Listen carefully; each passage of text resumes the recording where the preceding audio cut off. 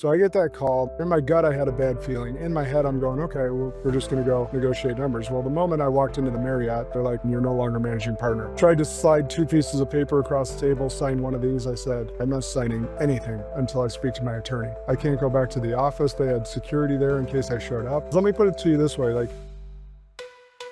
Josh Kosnick is the founder and CEO of Kairos Coaching and Consulting and a professional EOS implementer with EOS Worldwide. With over 20 years of experience, Josh helps leaders lead with clarity and lasting impact, using his 5 Bridges of Kairos framework to drive success and transformation. any business, whether it's husband, wife, or father, son, or whatever dynamic is dysfunctional at some level. That being said, one time we were at a leadership development program conference together, and we were given these vision statements, and the goal of the exercise was to write a vision so well that it was stage worthy. So I give mine, and everyone gives great praise and feedback, and my buddy pulls me aside and he goes, Josh, I keep hearing you say you don't want to become the managing partner and succeed your father, but every action you take is towards that end. It was a gut punch. So then I had to go through this evolution of, okay, could I do it differently? And the answer was, welcome back to another episode of Built for This. Today I'm joined by Josh Kosnick, entrepreneur, operator, and leadership coach who has lived through the full arc of the startup journey, from building companies, navigating exits, leading teams at scale, and ultimately asking the deeper question of what's next. Josh's career spans high-growth environments, meaningful exits, and hard-earned lessons that have come from when the scoreboard changes. Today, his work is focused on coaching founders and leaders, helping them navigate identity, purpose, and impact beyond traditional definitions of success. In this episode, we're going to talk about Josh's origin story, the realities of exits that people don't talk about, the evolution of his leadership style, and why coaching and impact has become the most meaningful chapter yet. Welcome. hey, thanks, Jenna. I'm excited to be here and have this conversation. Yeah, me too. So I would love to kind of start off by learning a little bit more about you and kind of how you grew up and sort of how, and if it was like parental or life experience that sort of got you into being an entrepreneur. Yeah, so I grew up in a household where my dad was an entrepreneur. So, but that doesn't mean that I was just going to follow in his footsteps. So I'm the oldest of four, and I'm quite stubborn, and so is my father. So he and I butted heads quite a bit in our teenage, in my, I should say, not ours, my teenage years, early 20s, stuff of that nature. So honestly, I was trying to stay away from him, but what I will say is, he really took our family out of poverty. My grandparents were long term, on both sides, long term, like union, lower class families. And my dad was the one that decided to kind of break those family chains. So I saw the impact of growing up and moving from, single room house up, I actually started an apartment, then a small house, then a slightly bigger house, then a really big house. And so I saw that progression all through growing up. And I've often kind of talked about that with my brothers because my youngest brother is 7 years younger. He really grew up when he was born already in the middle class and then moving to upper middle class. So we had a totally different view, even though coming from same parents. So it wasn't until I was 24 and I got told no for a raise. You know what? Screw this. I want to determine what I'm worth. It was a big opener. And I actually called my dad and said, you know, I want to do what you do. And he's like, that sounds good, but you're going to go through the same process, the same hardships, all that different stuff in your own way. And the ball started rolling from there. So at age 24 is when I set out to be an entrepreneur and built to now so that was 21 years ago. And I'm curious, and I love that you brought up that your younger brother has, a very different experience about growing up. I have an older sister who's 7 years older than me, so our even experiences, although not the same, she has a totally different viewpoint on what it was like growing up or how my parents were, just because they're completely different people. And you think about how much you change in 7 years, regardless of if you have children or not. You're going to get a different person if you come in at a certain time. And I know you mentioned, watching, both you and your dad being stubborn and then obviously butting heads. And I'm curious if anything stood out when you decided to make that move into that entrepreneurial journey after kind of having that moment of like, hey, I don't want somebody else to kind of dictate my future. If anything that maybe you resented him for growing up all of a sudden kind of made a lot of sense. And then you were able to appreciate maybe the style or like interactions with him at the time that maybe you couldn't. Yeah, there's probably a lot to unpack there, Jenna. You know, you get older and you realize that your parents are imperfect people. You know, when you're kids, like you just revere your parents and think they're the best things in the world. And then you get older and realize, hey, no, they were just trying their best and figure out this parenting thing and do it to the best of their ability. So you know, he worked a lot and there was a lot of pressure on his shoulders to build an organization that was thriving. And a lot of times that came home, and I was kind of the not literal, but proverbial punching bag. And again, I want to take my ownership here as well. I was a difficult teenager. But that being said, that's where a lot of that butt in the heads, but I didn't understand and appreciate. So what happened was I actually ended up joining his firm and I was a financial advisor when I started at 24 and started building my own practice and career. But was great about it is I actually got to see the best of him in those 11 years we worked together, not only as a father but as a leader. Appreciation, all the validation that I wanted as a kid and didn't really get, I got when I was working with him. And it wasn't all smooth sailing. There was plenty of butting heads in when we were working together as well. But I got to see the best in him and who he was really meant to be and what he had built and worked so hard for during my childhood to have capitalized as an adult. Yeah, I love that. And I think it's always when we get to see somebody in a different context that allows us to be a little bit more open or see somebody fully versus kind of one experience of them. And through watching him as now, a leader and seeing how he was with people and how he built what he built, what were some of maybe like his core traits that stood out to you that stayed in terms of what came next for you in your career? Yeah, his passion and his confidence. He was a very directive leader. That was one thing I took. How do I want to say that?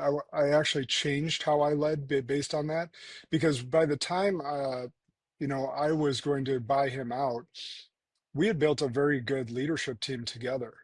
And they were seeking more of a collaborative leader than just my way or the highway leader. And because he had to build it up from by himself, he really stuck with that directive style all the way to the end. Yeah. And so that was one thing I changed. But the thing that I really admired about him was when he believed there was a right direction to go, he went full passion, full gas, no brakes, and just went for it.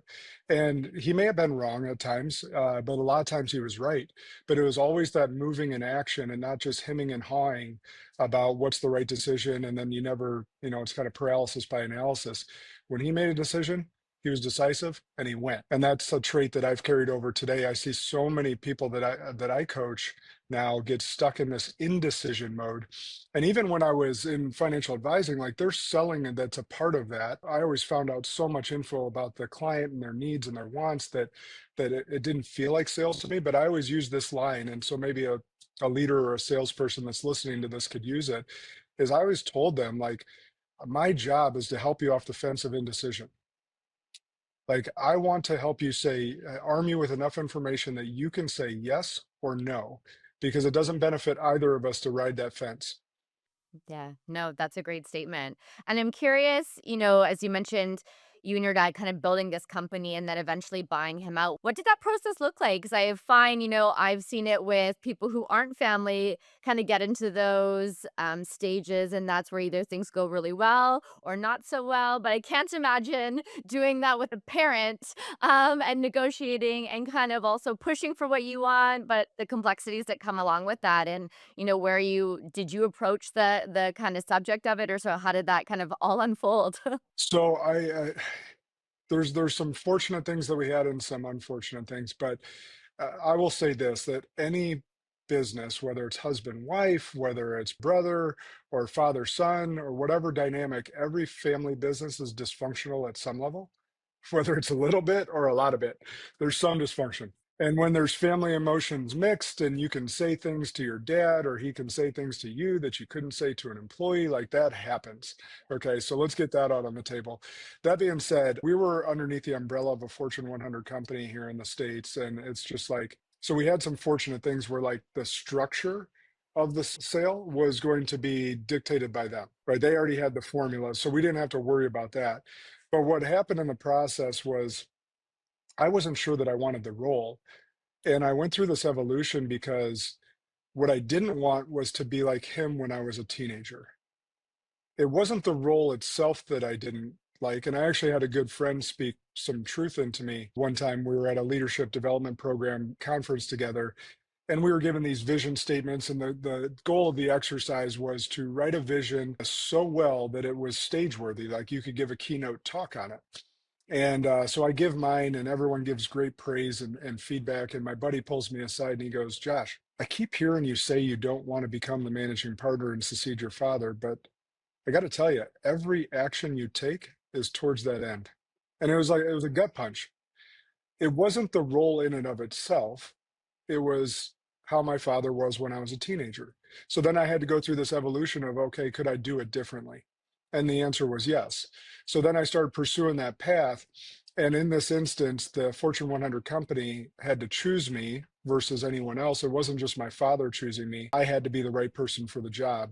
And fortunately, they came to that conclusion. And it's one thing to know, when you come to the realizations you are capable of doing things differently, you want to do things differently, then executing that from, I'll call like a legacy business or people that are used to a certain way of doing things, wanting change. How did you start to look at, okay, how do I want to create this and actually make this happen in a way that shows everybody that, yes, I might be the person you've worked with for a long time, but how I'm going to come into this next evolution is going to be very different.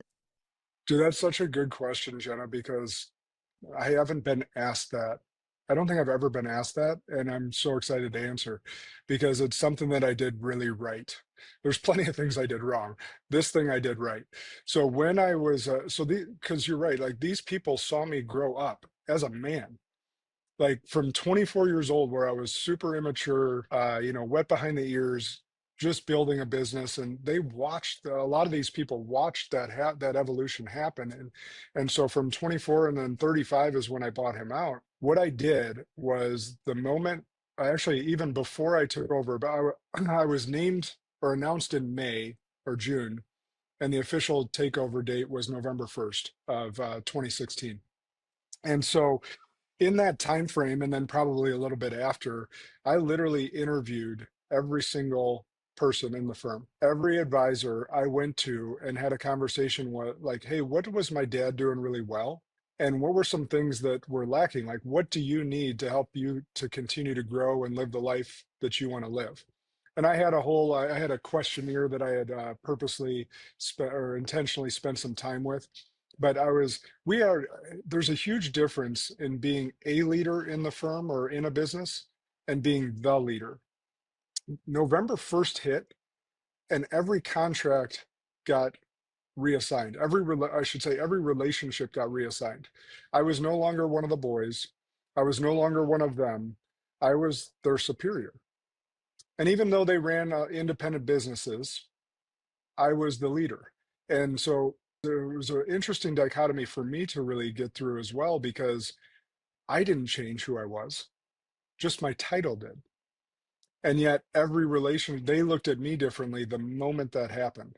So building those relationships, building those bridges beforehand and during, and continuing to keep my word to them was imperative for the culture. I'm curious for you, during that phase and, hearing both good and constructive feedback about the way that your dad did things. And then also now, I think sometimes, and I had that in a different context where you switch into a leadership role and it is changes. You're not like getting the gossip behind what's going on, or there's that informality is almost gone because now it's like, oh, you have the power to reprimand me and or fire me. So now I got to keep you a bit at a distance because I don't, I got to protect myself. And so I'm curious through that, what was maybe something you thought was going to be really easy or simple to do that ended up being really hard? I actually think about it from the opposite end of how you described it. There was people that wanted to get closer to me because of what I could do for their career. Yeah, fair. So it was balancing. The genuine Oh, they don't just, versus not. yeah, yeah. They didn't see me just as the friend anymore.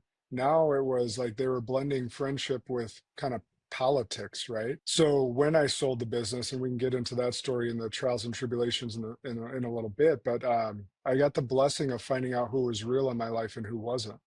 But during that time where I owned the business and was the leader, it was a really blurred line. Are we friends, or are you just using me, or all this stuff? So I've gotten quite good at not putting necessarily my expectations on someone that's not going to meet them, and kind of compartmentalizing relationships and understanding the boundaries between being the leader and having people underneath you that could be using you. Yeah, and I always think that's such a difficult thing, and I find a lot of people struggle when they're going on their career trajectory too, of wanting that top spot, and then not realizing sometimes what comes with that, and it being a much different perspective that you don't really fully understand until you're in it, and being very aware of relationships and walking that fine line. And I'm curious, from I always say, like, there's always one person that you'll remember that really burns you, and then you became a little bit more, I'll even call, like, paranoid, careful, like, intentional, because 'cause you're like, "Oh, wow, like, I didn't realize, and here I am so hurt because they were advantage and did something that, put you in whatever type of situation." And so I'm curious, if you had any of those experiences and sort of how you kind of did compartmentalize it, but also not become hardened by it, where a lot of leaders can become that little bit more cold, I'll say, rather than engaging. Yeah. See, which instance do I want to throw out? I'll give you this one because there's been many. I had one of my top advisors get arrested, and it was a tricky situation because he also is a good friend. He's a good friend to this day, and it was his first. It wasn't a major thing. It was a public thing, and he made a mistake. And the corporate office wanted me to terminate him. And I contemplated, but with his track record, not just of success, but there was literally no other blemish on his record. I chose to work with him and not terminate him. Well, the corporate office held that against me for quite some time because I didn't listen to him. But I kept checking. I said, "Is this my decision or your decision?" And they kept saying, "It's your decision." I said, "Okay, my decision is to put him on disciplinary action and work with him each month to make sure that this is never going to happen again." And it hasn't. He's still there. But so I was proven right. But in that instance, it was a really tough situation. I had a different situation that was equally as hard, but more conniving. I had another advisor that got herself in trouble with corporate, not with law or anything of that nature. A corporate person decided to tell her I was set to have a disciplinary conversation with her, completely interfered in the dialogue and kind of gave her a heads up. She decided to blow the lid on like any rumor in the office. Nothing that was necessarily founded, anything like that. But she called corporates, basically HR, and told them, I don't know, 10 to 20 rumors that was going on. So they launch an investigation on my culture. I find out I'm under investigation. I had nothing to do with it. I hadn't, like, in any of the rumors, I had nothing to do with, but it was my culture.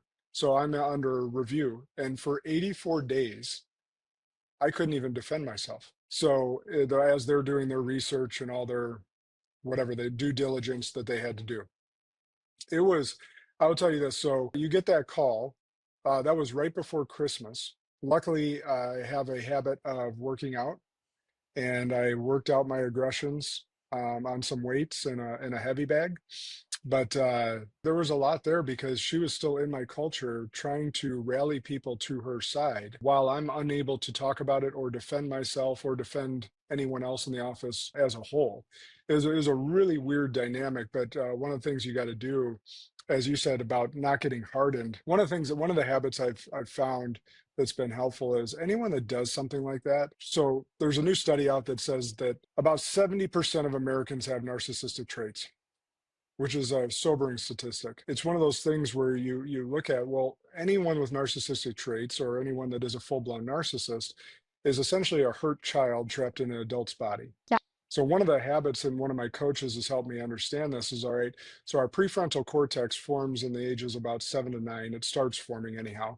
And that's when we can first recognize lack, shame, or guilt. And so in that time frame, if someone's parents get divorced or if they're abused sexually, mentally, emotionally, whatever, like their development of that prefrontal cortex like really stalls out, and that becomes a major marker in their lives. And so the habit that I've done that my coach helped me develop is to picture that person as that 8-year-old and have empathy for that person, which is hard to do when someone's like really screwing you over. Yeah, when someone's trying to destroy you, it's tough to take the high road sometimes. Yeah. And as a leader though, but that's what you're called to do, right? You're called to take the high road. You're called to actually protect the culture. You're called to serve. It is hard, but at the same point, if I can find empathy for that person, it makes it easier for me to navigate my own emotions. Now, the harder person to have empathy for is yourself. Because I actually could find empathy for her in that situation because I knew her childhood and her background because I've knew her since I was 24 years old. I knew she had a rough upbringing. That didn't excuse what she did to me or anyone else in the office for that moment, but I could find empathy for her. And at the same time, then I had to work harder on finding empathy for what I was going through Yeah. in the process. And what did it look like kinda coming out to find that for yourself? To find empathy for myself, it was a messy road. I don't ever want to play the victim in anything. I have no victim card to play in anything. And in any role, like we play, like in any interaction relationally, we play a role, whether, you know, the person's 99% wrong, I own 1% or 50-50 or whatever it may be. So it's finding what can I control and focusing on what I can control versus what I can't control. That's one of my biggest lessons is I just call it, like, surrender. Sometimes you have to just, like, "This is gonna happen," and I'll just take the pieces that I know I can do really, really well and control, and then I'm just gonna try to show up my best with the pieces where I can't control that outcome. But it's tough in those situations, and I think too, when you see somebody trying to hurt a business, hurt a livelihood, and see them as that child, it's also deciding what you wanna do as a leader to show that that behavior is not acceptable and tolerated, making sure our culture doesn't get completely tanked because it only takes one person to start that tornado and things can domino really fast. So I'm curious, how badly did that affect your culture? And then how did you go about making sure that the integrity of it stayed? Yeah, luckily everyone knew who she was. So it really wasn't affected that badly. Everyone kind of, we focused on, and I would preach to them as like, hey, I'm fine. Go do your work. Like, we'll handle this. Because I'd have people checking in on me too that, hey, she came up to me and said this, like, what's going on? Like, don't worry about it. Go do you. And I'll handle what we need to handle. Corporate removed her from the culture and found her a different home, and it ended up working out just fine. And it was probably better for both of us. Yeah, for sure. And I'm curious, along the route, after you bought out your dad and then growing the company and getting to a point, where did you hit the point where you were like, I'm ready to sell, I'm ready to make an exit out of this? Did it come up kind of just naturally, or was it a focus for you as you started to really build it? I wasn't trying to sell. So this gets into, we could have told this story as well, but I had a leader on my team that became a true cancer in the culture. I recruited him, I brought him in, I mentored him, and his narcissistic traits kept showing through. And he ended up suing me for discrimination. Corporate office did their investigate. They knew I did nothing wrong. I had them involved the whole time.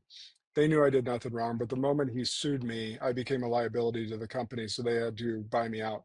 So I always talk about like my exit, it was a sad exit because my plan was from 35 years old to 55 to grow that company as big as possible and have as big of an impact as possible. And then my legs get chopped out underneath me at 41.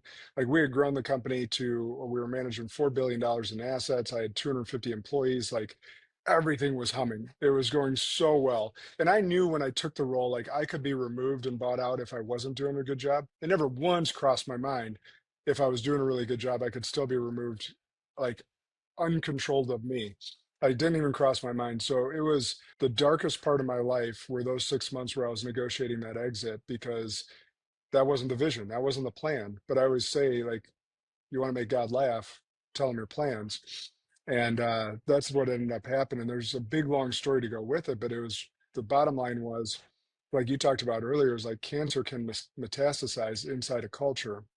My biggest mistake in that was not terminating him 18 months prior. The reason I didn't was the reason I should have was there was a few females on staff that had been harassed by him, not sexually, but verbally. And my biggest mistake was not protecting them and terminating him 18 months prior because I was afraid to get sued. And then I ended up getting sued anyhow. Yeah, it's interesting that you bring that up, and I see it happen at different points with a lot of entrepreneurs I've worked with, and whether they're challenged by somebody who's just a high performer and brings in a ton of revenue. So, the outside of maybe some behavioral pieces that aren't, we'll call it ideal, the performance is so high they don't want to let them go because it's a big money loss if they do, but there's risk around that person and they kinda get, isolated if they're that rainmaker, like, "Okay, we'll just let them do their thing and then, it won't get affected."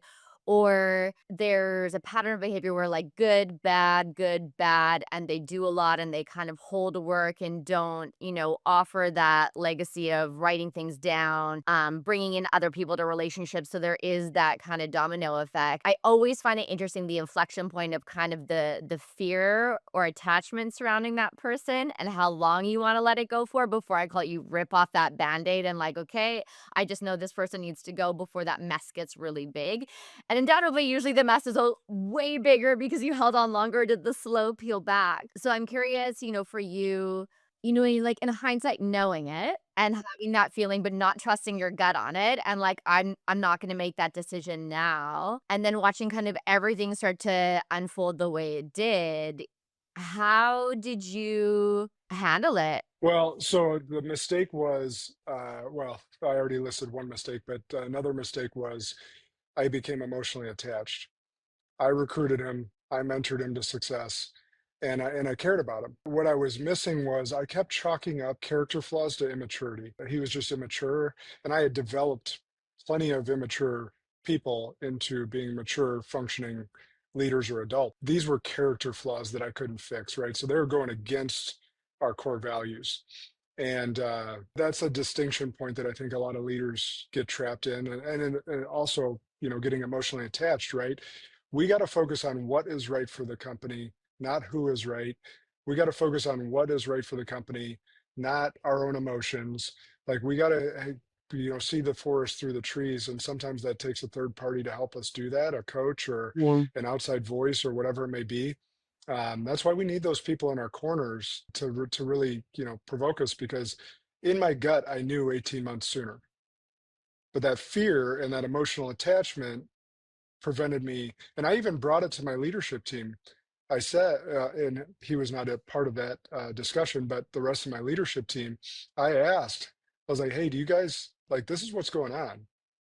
Do we work with him and continue to develop him and see the best in him? Or should I terminate him? And we had a good debate, but we ended up collaborating and saying, let's continue working with him. He was talented, like you mentioned. So you think back to Jim Collins and Good to Great and Right People, Right Seats, right? So he was a right seat, but he was not a right person.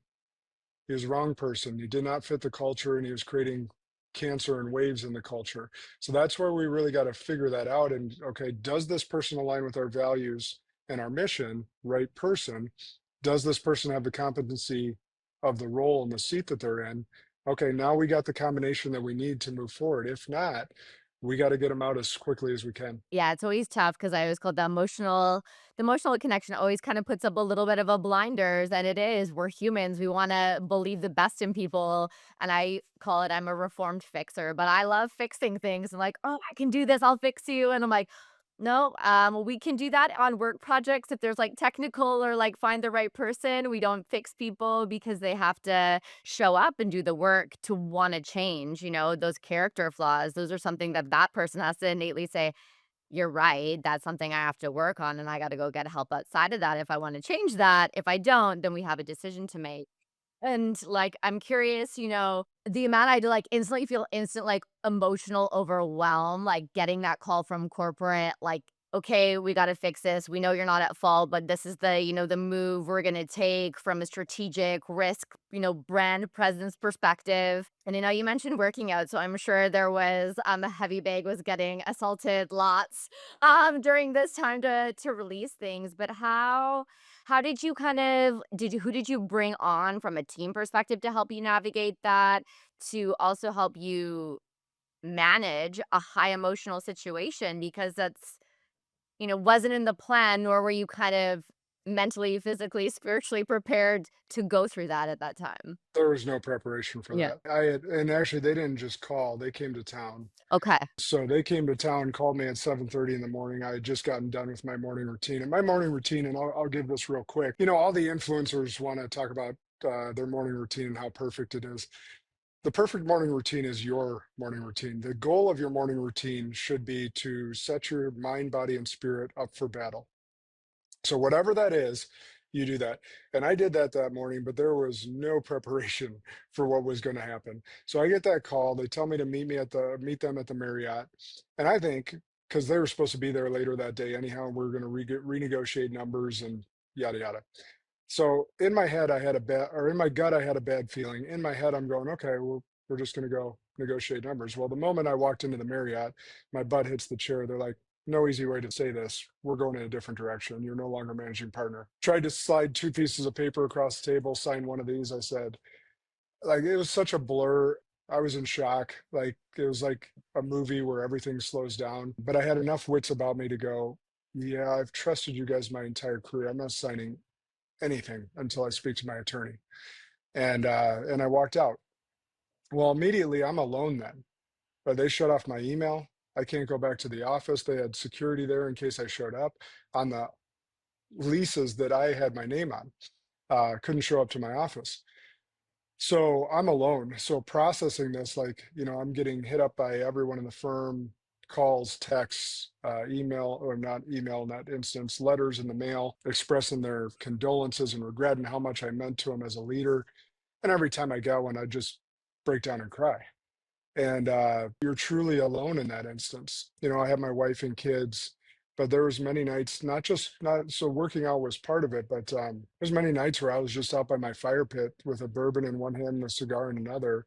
And I always clarify, like, I didn't drink away my sorrows. It was like one bourbon. I'm sitting there looking out over the golf course and processing, because I don't get, and I've worked with many entrepreneurs that have sold their businesses now, like, and those were happy sales. It doesn't matter if it's a happy sale or a sad sale like mine. You're going to go through the 5 stages of grief. That's your baby that you built from the ground up. And so there's grief that you got to process, the loss of purpose, the loss of the people that you've cared about. All of those losses are a different stage or a different set of grief patterns that you got to go through. And although those 6 months of negotiating the exit were some of my worst, they were also the best to help me. Like, I made the immediate decision to not go back or not entertain any other offers for the whole summer. I was like, I'm going to spend this with my kids. Like, when else would I ever get that time back? But by the time they got back into school, I'm a type A, hard charging, purpose driven person. I was going batty because I couldn't do anything. And so my negotiating power, they knew I was a threat if I went to another firm, that I could recruit all my other people over. So that was my leverage against them. So I couldn't do anything. So I'm sitting there processing grief. And once I got to acceptance, it was now, okay, what do I want to envision for the future? So one of the key tools that I used, I tried to push my coach away. I was like, you're my business coach. What are we going to talk about? He goes, Josh, I have a feeling you're going to need me more now than ever. And he was so right. So every other week we'd meet and he'd keep me focused on, okay, what are the 3 things you can control right now? Like, do you need to call your attorney? Do you need to call corporate? Do you need to move the ball some way or another? Can you work out? Like, what are you doing to keep your mind and body busy? So he was immensely helpful. And then he also was like, have you ever journaled? And I was like, no. And he goes, I want you to journal. I was like, wait, so you just want me to write down all my shitty thoughts that I'm having right now? And he's like, well, kind of. It was like, they don't all have to be shitty, but yeah, I want you to write. He goes, let me put it to you this way. Like, you will never have these exact emotions again. Learn from them, process them. And I'd never been against journaling. I knew the benefits of it. I just never did it or took the time to do it. And so I did it. Now I've effectively dubbed it my pain journal. And in my book, The Kairos Code, you'll see some inserts from my journal during that time period. It was immensely helpful. I think, I imagine grief and like everybody's had a moment where they've had to let something go. But I usually always think a lot of the times, especially from a business context, you've had the choice. So the choice is like, I know I did this, I still have to grieve and let it go. And I can only imagine how difficult it would be to grieve something that it was not your choice to let go of. And the roller coaster that comes along with trying to not hold on to that because it's like, well, why would I want to let that go? It's so unfair, it's so unjust, and all those things. And so I'm curious, from your perspective for anybody about to go through it or ends up having, as what you've, called it, a sad exit, what would be your advice or something that you would could share to help them see their way through it? Well, first piece I would tell you, you got to go through it. There's no brushing it under the rug. There's no pushing it out of the way. Like you were meant to go through it. Like that's the first thing I want you to know is like God always has a plan. It's always greater than ours, and you were meant to overcome this obstacle. And so that's the first thing I want them to know because, the Bible's very clear. It's one of my favorite passages. This too shall pass. In fact, I remind a lot of my entrepreneurs, a lot of my clients, like a lot of my friends, even like all of us are going to go through life, but none of us are going to get out of it unscathed. We're going to suffer loss of family members. We're going to suffer loss of friends, loss of jobs, loss of companies like I did. You're going to go through hardship.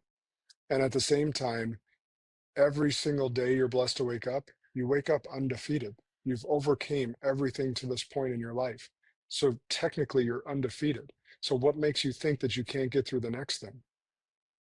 And so I want people to know that. And then secondly is the emotional part of it is go through it and capture those emotions and understand that there's learning lessons all around them and just focus on putting one foot in front of the other. There was a long period in that 6 months where I couldn't vision the future. I couldn't even read, and I've read over 1,000 personal development leadership books. So I read every day. In that immediate time frame, I don't know if it was about 3 months or so, I couldn't even get past a page. I would try and read with my free time. I couldn't. And then my wife handed me a book called The Next Right Thing. And it just spoke to me. And I was like, oh, I'm actually able to read again. This actually hits home, like right, what I'm going through right now. And just focusing on that next move, that next step, not 10 steps down the road, not 10 years from now, not even next month. Like literally, what do I want to do with this next step today? And I think there's so much value in that, and there's a lot of just one foot in front of the other, and I think when you're going through something that's just taxing you fully, that's all you can really think about, like, "What is just the thing I need to do today?" And, like, we'll worry about tomorrow the next day. And I know you mentioned, you worked with your coach, through that time. You had the summer, the fog is starting to kind of clear. You're getting itchy. You want to do something. And it always makes me think of Viktor Frankl's books, Man's Search for Meaning. What, like that purpose, right? And everybody needs that. Like, what is fulfilling to me, whatever it looks like. It doesn't have to be building a company. So, did it kind of hit you like a lightning bolt of like, this is what I want to do? Or what?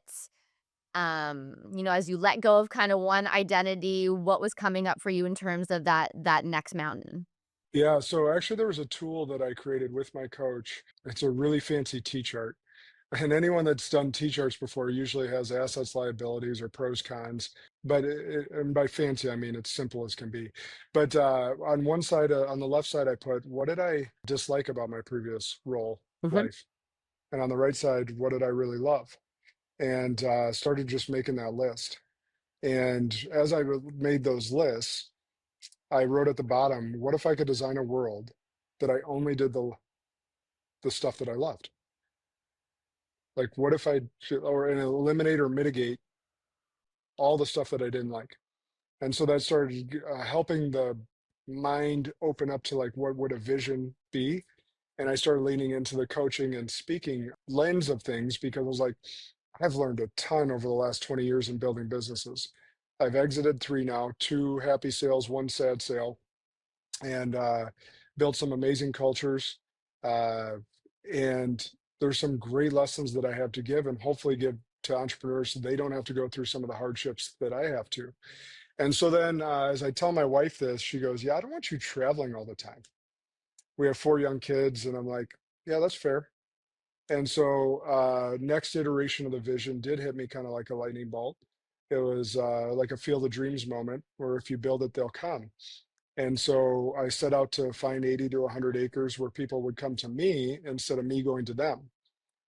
And I still travel like once a month, but right now it's like bring people to the farm. So we bought 80 acres and we have a leadership retreat, and I host a lot of get-togethers here where and remember in 2021 when I, sold the business, that was still the heart of COVID. So we were married to these Zoom screens, married to our isolation or fluorescent lights. And like, what if I could get people, back in touch with themselves, back in touch with nature? And that was a big part of the vision as well. So they work inward so they can go back to their world as a better human. So it was a kind of an iteration of making that list, starting to ask myself some deep questions, and then start to envision what could be next. Yeah. And I'm curious, as you started to kind of build that vision out and the idea of bringing people to you and being able to help the inward work. And I mean, it is such a big thing. Yeah. As you mentioned, people are so used to being kind of detached and not being with humans and connection and really just feeling what it is to be human in this world versus this weird, almost like, digital version of existing in this world. Did you start to see like common challenges across the board that everybody was coming to you specifically for to help with? Or were there things that were kind of surprising for you, thinking like, oh, interesting. Okay, like this is a really difficult one to break down, but we know what to do with it.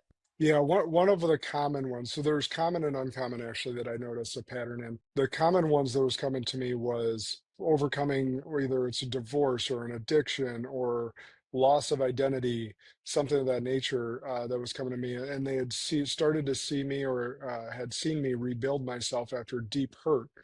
And so people were identifying with that and like, hey, how'd you get through that? How'd you rebuild yourself so quickly? Starting to get some of that. And then one of the ones I didn't expect as I started working with entrepreneurs was leadership has been my bag for 20 years. Like very well versed, love talking about it, love teaching, love help developing the leaders to become better leaders. But what I encountered was every business has two major issues. One being leadership development or human development. The second one being systems and processes to help them scale and grow. And so that second one, I had implemented EOS in my company in 2019. And as that started becoming more prevalent, I was like, I'm going to just go get trained in this to do it properly and help teach and have another toolbox. So when that second one comes up, I'm like, I know exactly what to do. Here's what we need to do. I'd give them traction, see if their company was in the realm of being able to implement EOS. And then so now 40% of my business is EOS and the rest is leadership and retreats and events and stuff here on the property. But that was one I didn't expect that came about that was becoming very common. Yeah. And I'm curious, when you mentioned the hurt aspect and the entrepreneurs coming to work with you, from a vulnerability perspective, majority of them male, I'm curious about. And then two, do they feel isolation being men and leaders expressing that hurt as an entrepreneur? Yeah, so majority are male. I do have female clients as Yeah. well, but I think it's easier to see yourself in the same sex, right? Like, so like if you had gone through what I went through, female would reach out to you versus male or whatnot. Um, that's just more common, I think. Men in particular have a huge issue with isolation. They isolate themselves, Mhm. and I'm guilty in it as well. It's like when we have a problem, we don't seek others for help. Women do a much better job, by and large, than we do. And I think it's partly how we're raised. Like, in my generation, my dad was guilty of this, like rub dirt on it, don't cry, don't show emotion, that type of stuff. That's part, yeah, toughen up. Girls aren't raised like that, or weren't, and so they do show emotion. They do show empathy better for others, and it's just a little dichotomy we got to notice. Because I've been so vulnerable, it was very easy for them to be vulnerable with me. Like if anyone picks up my book, you will see all the vulnerability. Um, because I lead with that now. Like vulnerability is a strength. Again, not playing victim, but being victor through your pain. And because there's social media bothers me in a number of ways. But there's a lot of people out there like searching for belonging or meaning, and they'll play the victim card on social media because they think they're getting their affirmation from the likes or the comments or whatever. I hate that. Real vulnerability is strength, being able to open up one-on-one with another human or one to a group and allow. So I do a lot of facilitation either with EOS or my mastermind, and like immediately you walk into that room in my mastermind and we're going to talk about something deep. Like someone's talking about they're overcoming their porn addiction, someone's talking about getting reconnecting with their spouse that where they're on the brink of divorce. Like, right, if you're a new person entering that room, you're going, oh shit, what did I just step into? And that's where the real work happens. So for us men, we got to find confidants, mentors, coaches, a group of men, a Bible study, whatever it is, because what most men do is their spouse is their only safe space. And if that spouse isn't the safe space that they need or doesn't have the perspective that they need, then they don't tell anyone. And it's the most dangerous spot for a man to be in. I agree, and when you talked about kind of the victim, I like to choose the word. There's empowered language and then there's disempowered language. And I think when you're really disempowered, you get the victim mentality comes out. And depending on what your story is, when you are around people who have had things happen that you can't imagine. If you like, like I thought I had it bad, they had it way worse. And you hear them talk with such empowerment in what they move through and wanting to share and connect and engage. I think that that's such a special thing. And I've been able to see, you know, Professor Galloway speak a few times, and it's really interesting from his perspective and all the work he's doing around, especially male focus about them and community and sharing and getting out and all these different things that are happening because of isolation, loneliness, suicide rates spiking among young men You know, especially. And, you know, I I guess sort of, how do you shape or how do you look at connecting with men who are naturally, high performers and there is a lot of fulfillment and validation, we'll call it on the mm, external things versus internal fulfillment and where a lot of that sense of I think of loss comes from. How are you approaching that from the work that you're doing with these retreats and coaching? so I've been paid this compliment in the past, and it's probably one of my favorite compliments that I've received, that I'm direct in such a way or blunt in such a way that allows people to know that they feel cared for, but they're also going to be forced to get better. Yeah. Yeah, And I feel like so, there's just a no BS vibe in general, which I appreciate. yeah, yeah. And so to that BS statement is like, I'm just going to call you on your bullshit. Yeah. Like, and if you don't like it, then I'm probably not the right person for you. But if you truly want to be a better version of you, then I'm going to call you on your bullshit. I'm going to call you on the fact that oh, you and your spouse are in a good place. Well, what role do you play in that? Are you pursuing her currently the way you pursued her to get her? No. Well, perhaps if you never stopped pursuing her like that, you guys wouldn't be in a bad place. Now, I'm sure there's stuff she's got to own as well, but I'm not coaching her. I'm coaching you. So what are you going to do to make sure that you get yourself to a bad or a better place so that we're not talking about this anymore? Because I have a client currently. He heard me speak at a big event and called me afterwards and wanted to. He's the head of operations at a clinic, and he's like wanted to talk business stuff and get better on operations and be a better leader and all this stuff. And some people won't like this, I'm sure.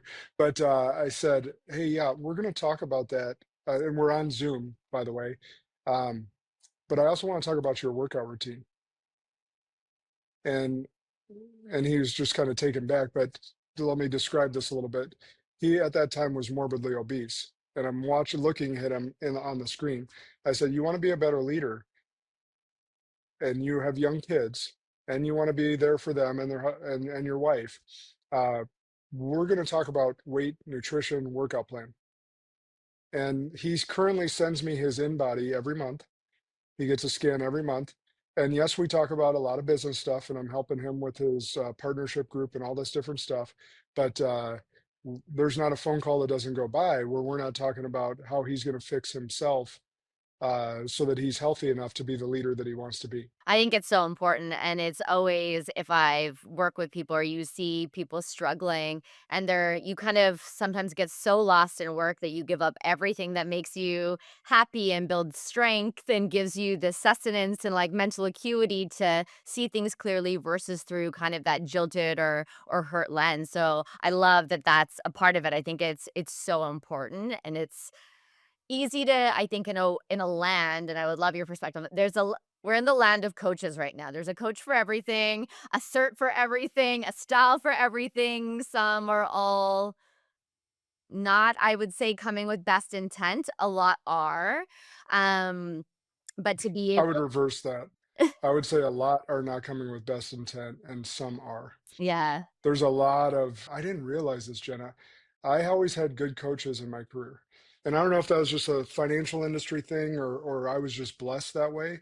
But as soon as I became a coach and started observing and studying what was out here, I had no clue how much bullshit there was. People that hadn't built businesses but are giving business advice.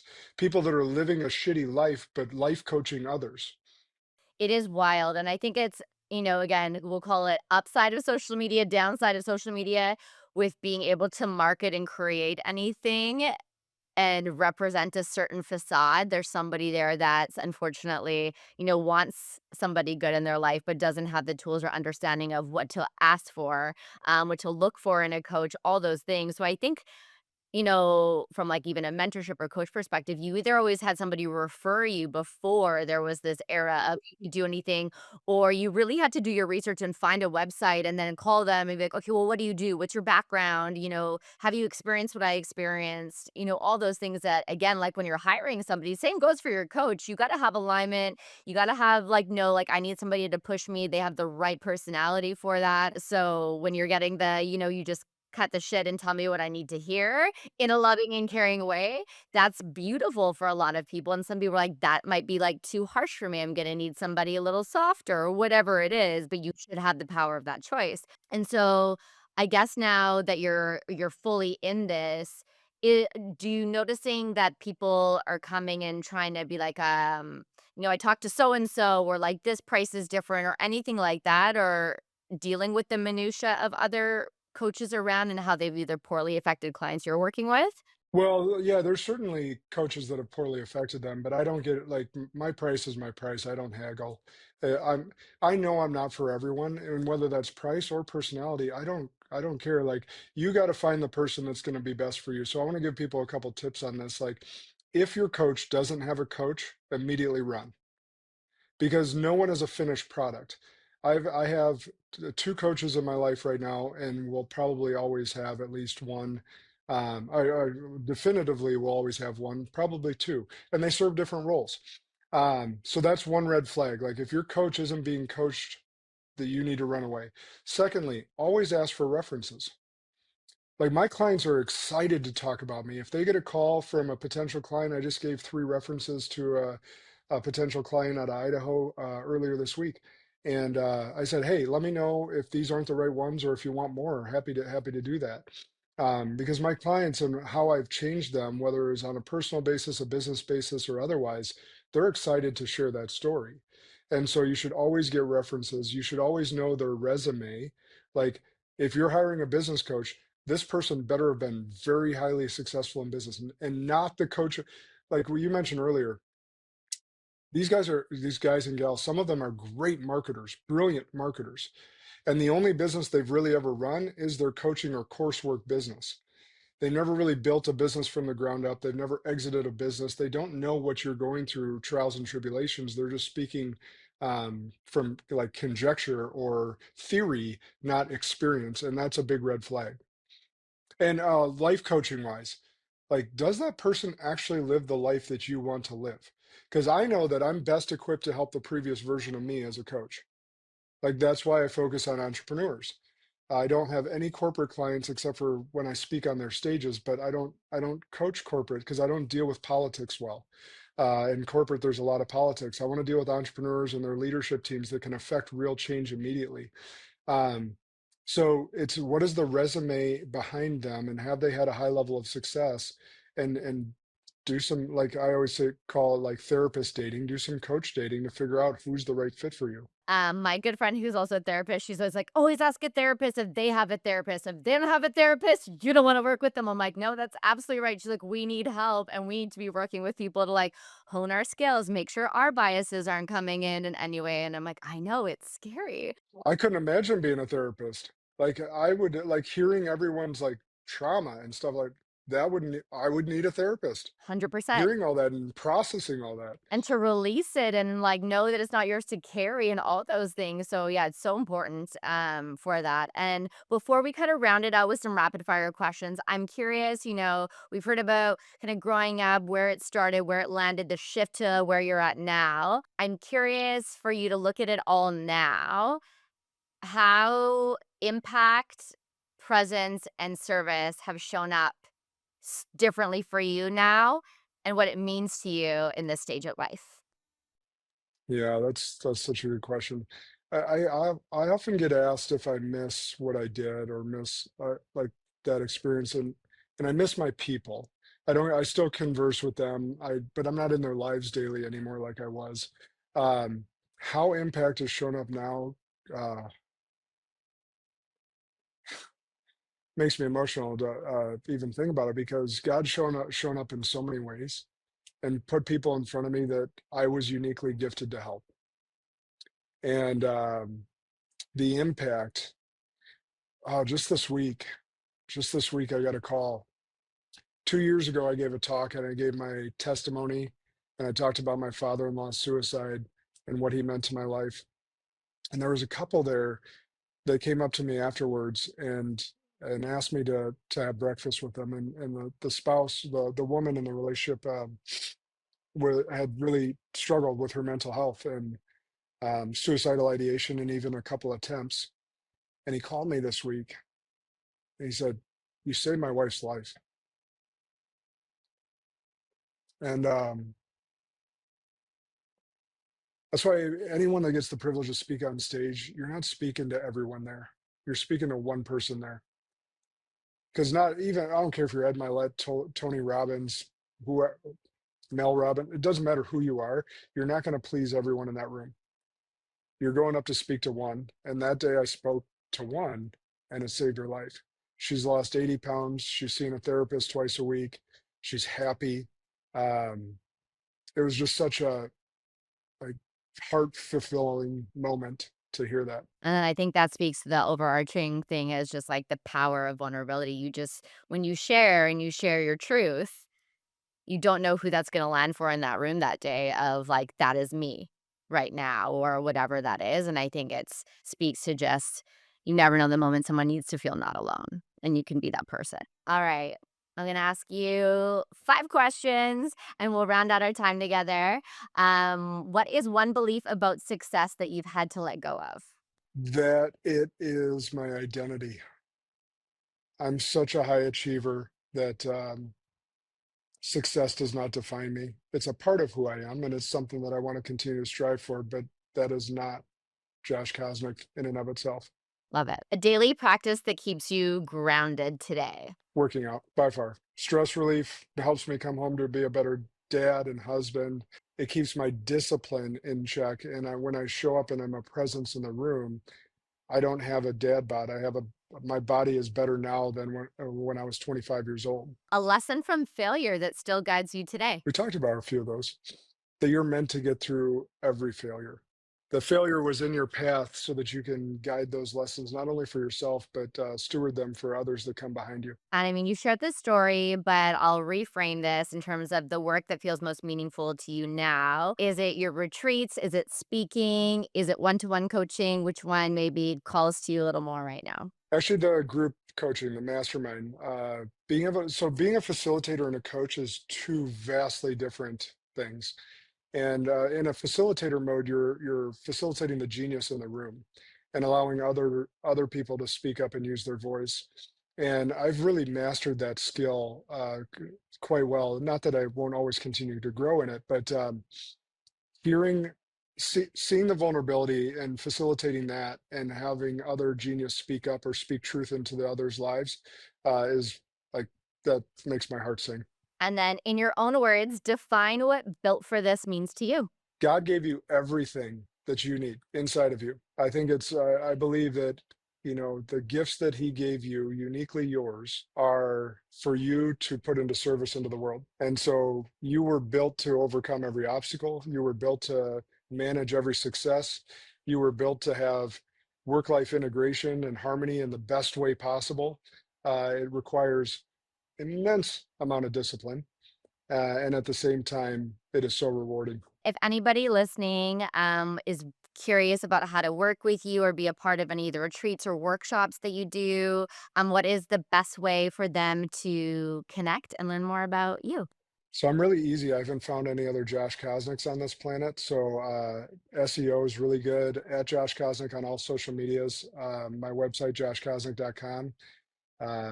And if you're just curious to understand a little bit more of the story today and the lessons applied, my book, The Kairos Code, it hit #1 bestseller, USA Today, Barnes& and Noble, Amazon. It was a huge blessing. It just came out in September.